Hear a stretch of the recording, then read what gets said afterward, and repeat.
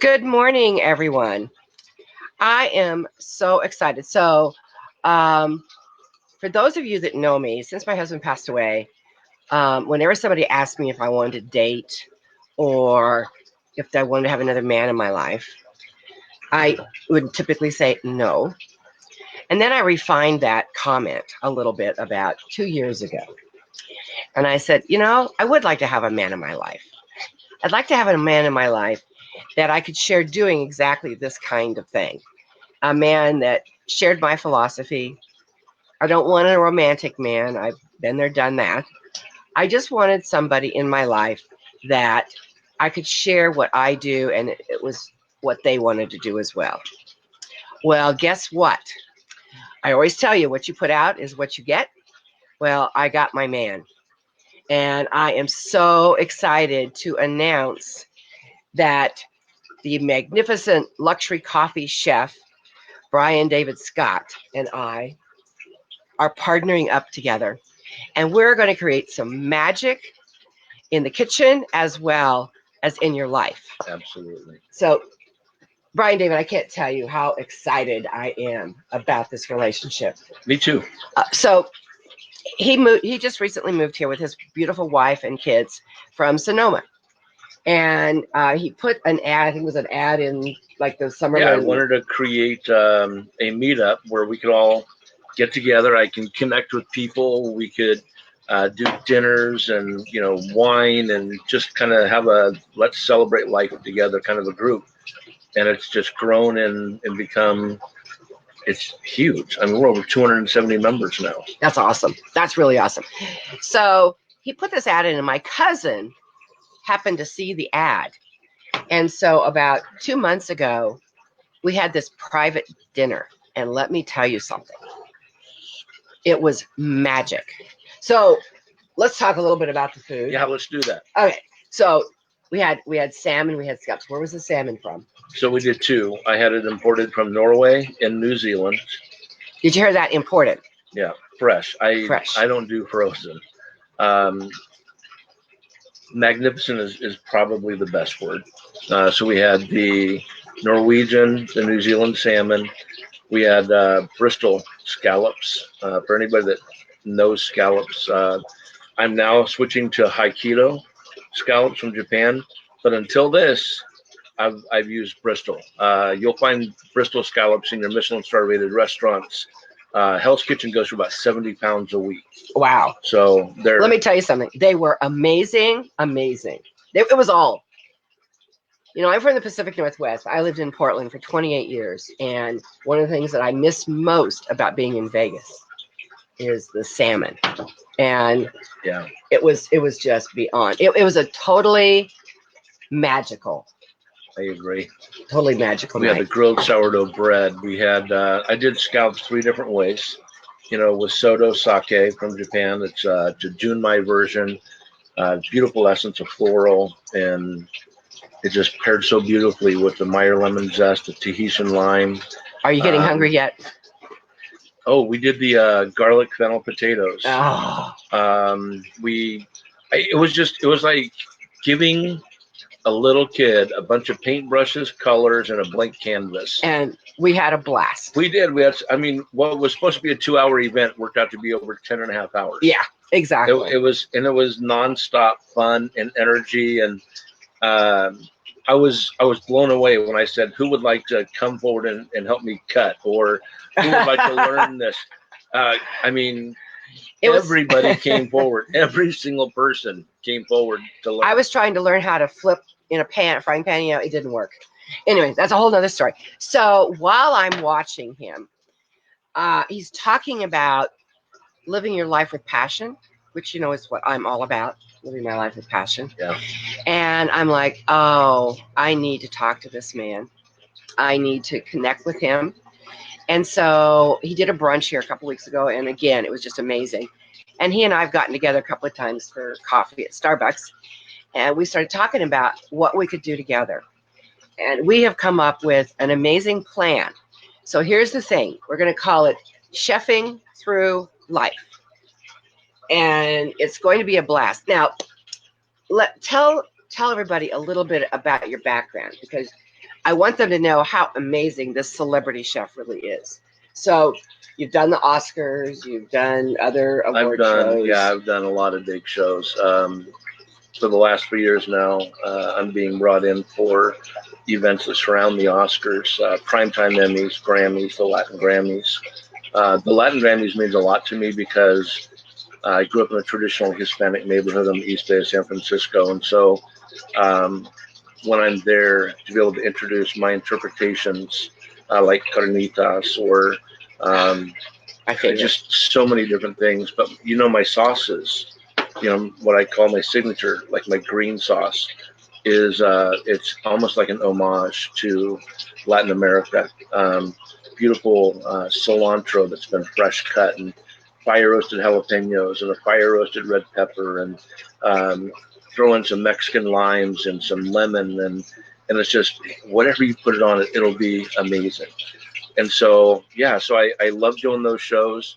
Obviously I have a lot of celebrities that are not just fans but friends, and they usually meet me at these dinners. They hear about me coming into town, and somebody will say, "You don't want to miss this dinner," and they'll bring somebody, and the next thing you know, I'm being invited over their home and preparing dinner for them. And I feel like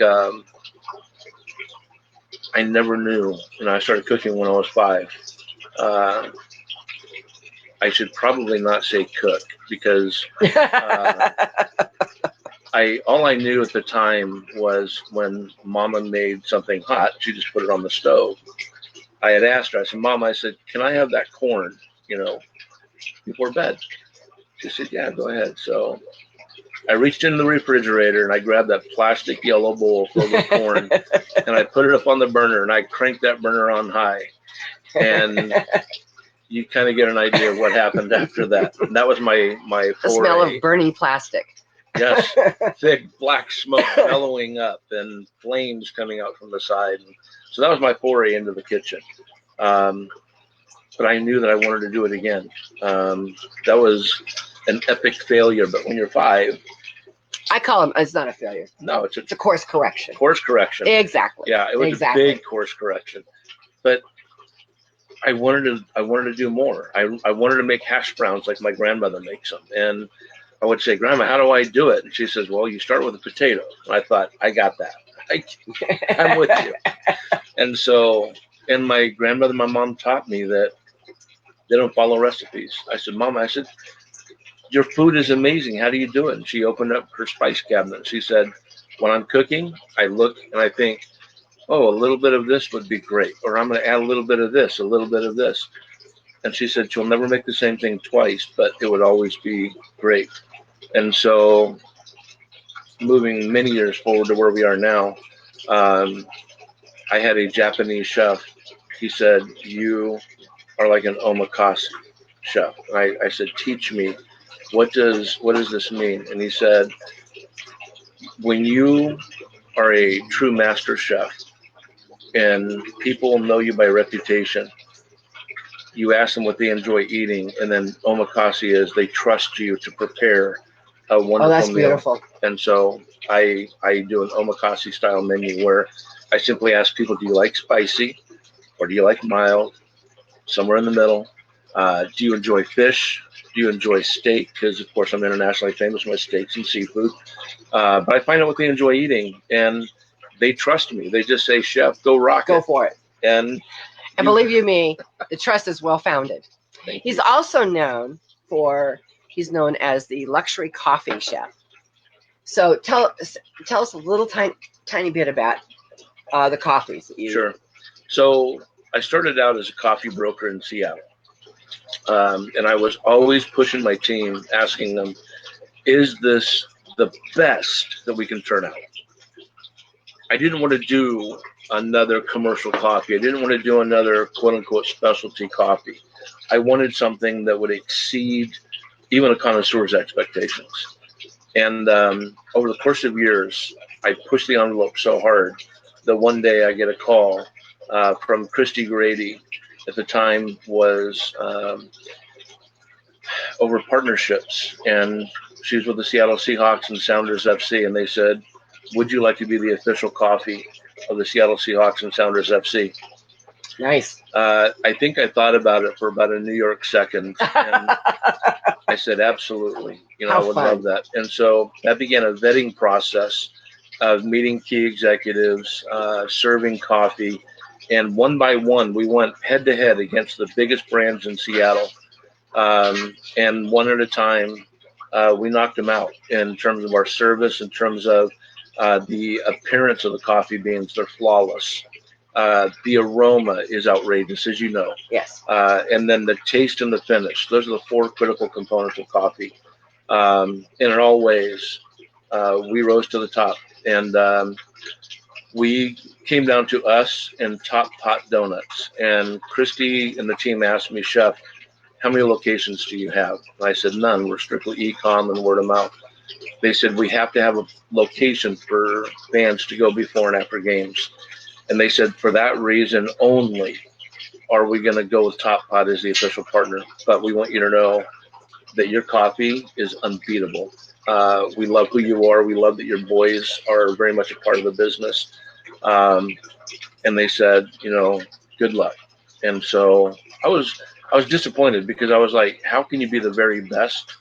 And yet, because they didn't have locations at the time, lose out to a major partnership.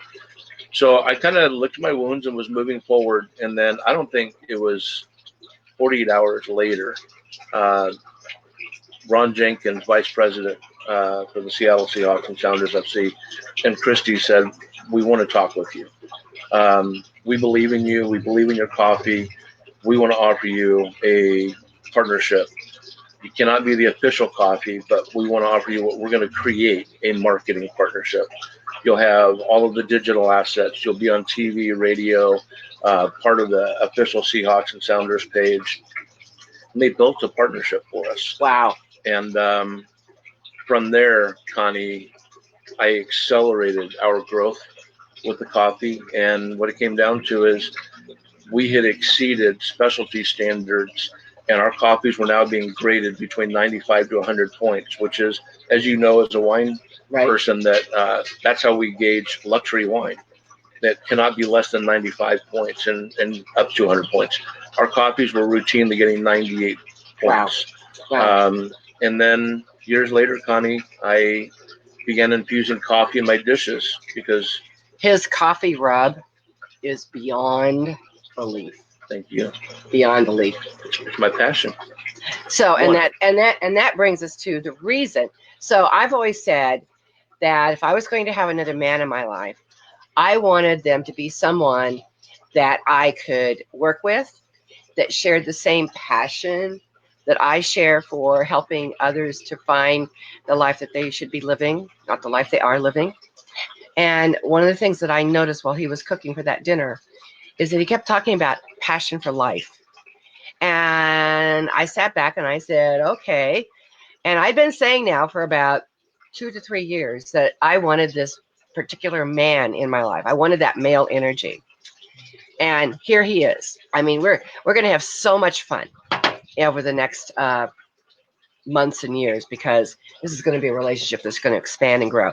So today we're announcing that we're going to be doing on Friday afternoons at 3:00, we are going to be doing a weekly get together. Yeah. And we're going to talk about life's passions, food's passions, and it's called chefing through life.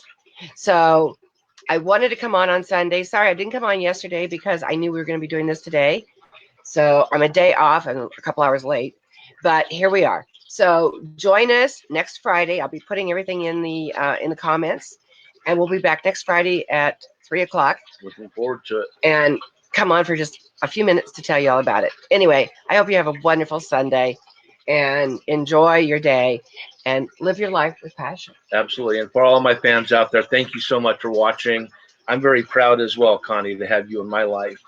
And God, we've had some magnificent wine. We've had great coffee. The conversations we have they're fun, they're engaging, meaningful. And I love that you also share passion for life and inspiring people. So I would just like to say to everybody out there, you're going to learn a lot, but you're going to find that passion is who I am. you know, and I want to work from that place of love and vision and passion. So Bryan-David Scott, the coffee chef in Las Vegas. And Connie Myers, the excuse me, but leadership, and to 70 and beyond, live your life the way you're supposed to live it. We'll see you on Friday. Take care. Bye now.